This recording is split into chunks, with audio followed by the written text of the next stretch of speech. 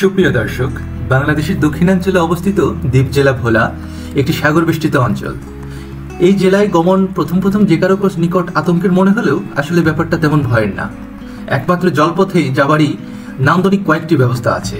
আপনি চাইলে লঞ্চ বা ফেরিতে যেতে পারেন, চাইলে আমাদের মতো রোমাঞ্চকর স্পিডবোটে খুব কম সময়ের মধ্যে বরিশাল হতে ভোলাতে যেতে পারেন।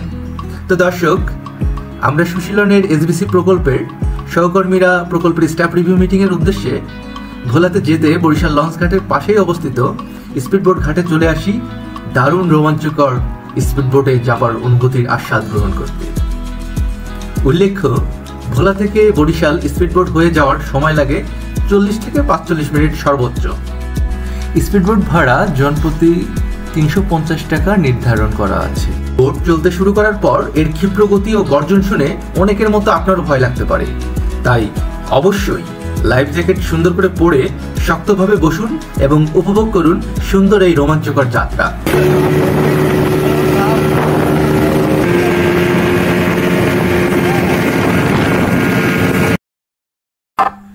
নান্দনিক সুন্দর ও রোমাঞ্চকর এই যাত্রায় নদীর মোহনার রূপ, ছোট খালের মতো নদীর পাড়ের প্রাকৃতিক দৃশ্য, উড়ে যাওয়া একটা পাখির ঝাঁক, ছোট খালে নৌকায় বসবাসরত যাযাবর বেঁধে পল্লী ও বিস্তীর্ণ সাগরের সৌন্দর্য আপনাকে মুগ্ধ করবে প্রতিটি ক্ষণে ক্ষণে।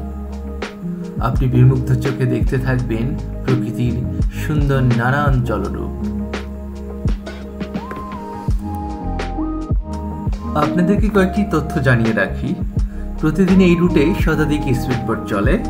লঞ্চের ভাড়ার পরিমাণ স্পিডবোটের তুলনায় অনেক কম, তবে লঞ্চে যেতে সময় খরচ হবে কয়েক ঘন্টা। এছাড়া ব্যক্তিগতভাবে আমার মনে হয় বর্ষাকালে কিংবা বিরূপ আবহাওয়ায় যখন সাগর অশান্ত থাকে অনেকটা, তখন স্পিডবোটে যাওয়ার প্ল্যান না করাই ভালো। আপনি অত্যধিক সাহসী ও রোমাঞ্চকর মানসিকতার অধিকারী হয়ে থাকেন, তবে অবশ্যই স্পিডবোট জার্নি আপনার সময় বাঁচানো একটা ভ্রমণ হিসেবে নিজের কর্মতালিকায় রাখতে পারেন।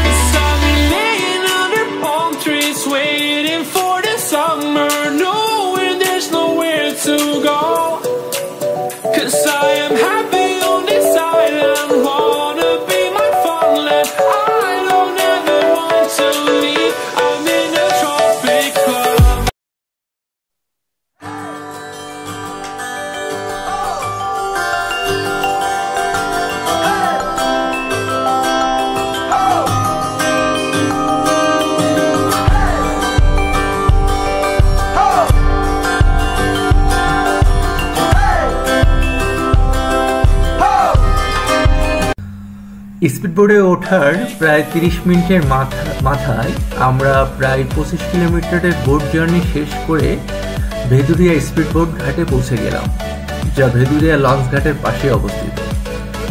অতঃপর আমাদের ফিনান্স অফিসার মুসলিউদ্দিন ভাই আমাদের সবার টাকা একত্রে নিয়ে স্পিডবোটের ভাড়া পরিশোধ করলেন।